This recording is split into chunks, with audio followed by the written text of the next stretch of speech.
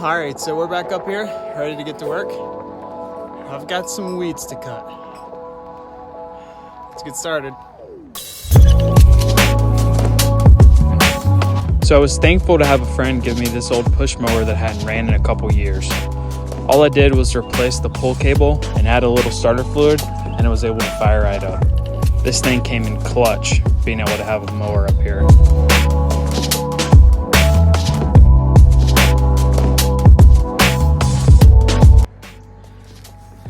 Oh man, so I'm out of shape for sure. Haven't had to push mow something in a very long time, but I didn't get all the weeds, but it looks a lot better. Have a look.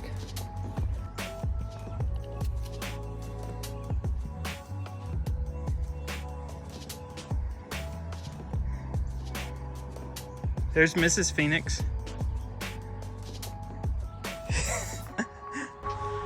So when the building was delivered, I actually had the shed company go ahead and install the sliding glass doors as well for us. I had previously purchased them and placed them up there so that way they'd be on site the day the building was delivered. Even though they installed them, I still needed to go back and install trim.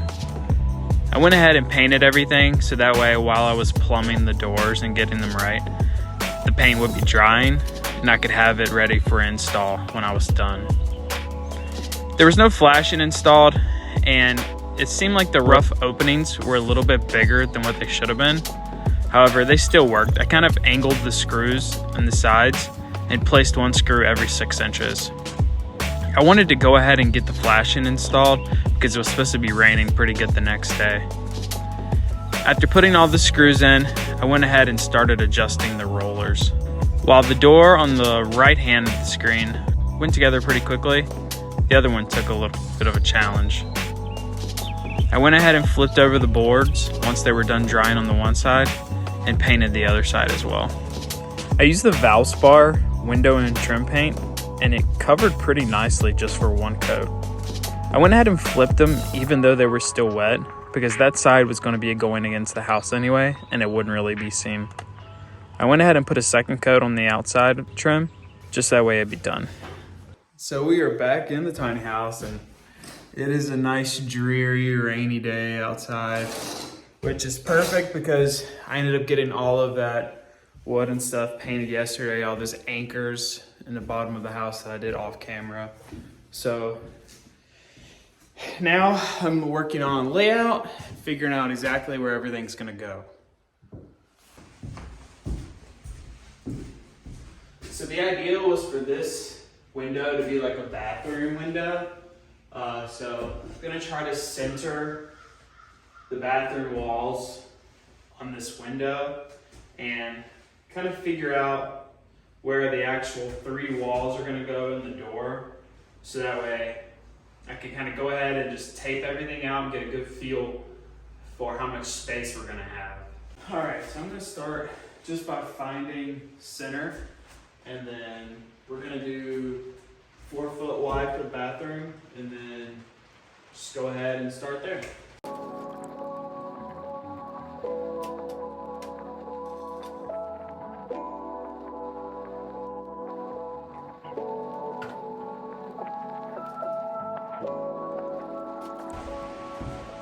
So I'm trying to create a center line off the cabin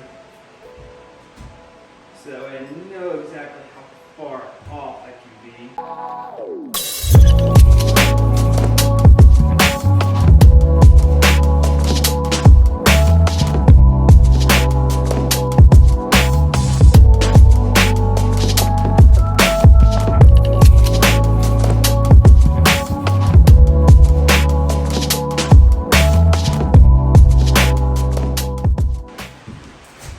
This isn't working. All right, so the problem I'm having is that I'm getting off square. This is just gonna be for reference only, but I've got a little bit more efficient method. I'm gonna pop some chalk lines and then try to do it that way and then put the tape down. So let's try that instead.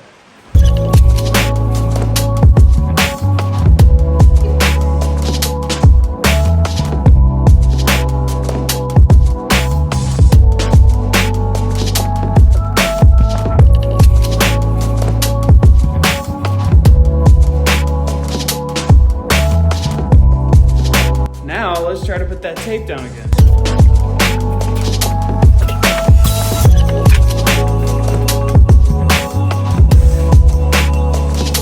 All right, so that is the width of the bathroom.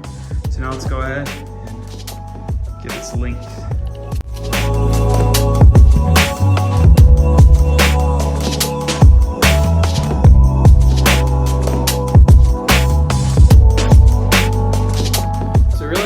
I need to figure out where I'm going to put the electricity for the sub panel at and what's going to be really the most convenient and cost effective. I'm trying to think that, you know, I need to run a 220 line for the split unit, and it would make sense to put the sub panel on this side, so that way I would just have to run it straight up to the split unit. That way I don't really have to do a disconnect or anything like that. Or if I did do a disconnect, it's not like it would be far from the actual panel. I think by code, you have to have a disconnect on the outside where the actual pump is. So I'm thinking on this far wall or on this back wall where the bedroom would be. And then everything else would just run that way. So, which would mean I'd have to get a trencher or something, because this is where my panel box is. So I'd have to run it all the way down and through. So we're still trying to figure out what we're gonna do out here. So that's the camper for now, which we're hoping that the larger tiny house is gonna go right here, and that's gonna feed that as well. But for now, I'd have to run it through here. Here's my septic lines. So I'd have to hand dig that, but maybe getting some sort of backhoe or trencher to run that, I would say maybe 50, 60 feet line underneath the ground to make sure that it's not going to get cut or anything. That in itself is probably gonna be several $100s. So I'm thinking that I may just go ahead and rent like a mini excavator to go ahead and dig that out, and then also take that same opportunity to really relocate a lot of these logs and stuff like that we've had cut or that have fell down naturally from just clearing land or from storms. So I think that may be something I'm gonna do. Also, we had talked about doing like a kind of burn pit area, maybe like a raised deck out there in the front. So I might do something with that as well if I do rent that mini excavator.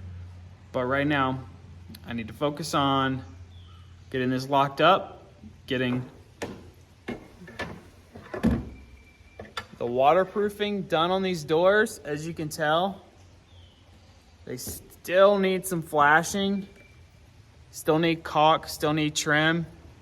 I got the boards painted yesterday.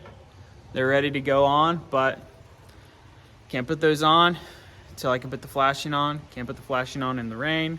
If I put the boards on, I won't be able to caulk them because you can't caulk in the rain. So that's gonna have to be for next time. But thanks for watching, guys.